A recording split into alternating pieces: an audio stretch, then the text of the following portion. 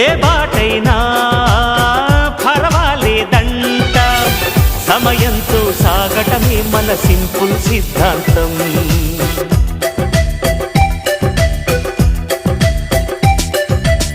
చిరుగాలికి పరిమళమిచ్చే సిరిమల్లెల వనమై ఉందాం, గగనాన్ని నేలను కలిపే హరివిల్లుల వంతెన అవుదాం. ఆనందం అంటే అర్థం మనమంతా, ప్రతి పూట పాటై సాగే హుషారు సరిగమలో. ఎన్నో ఎన్నో రాగాలుండే సంగీతం కాదా, చల్లకి నవ్వుల కేరింత.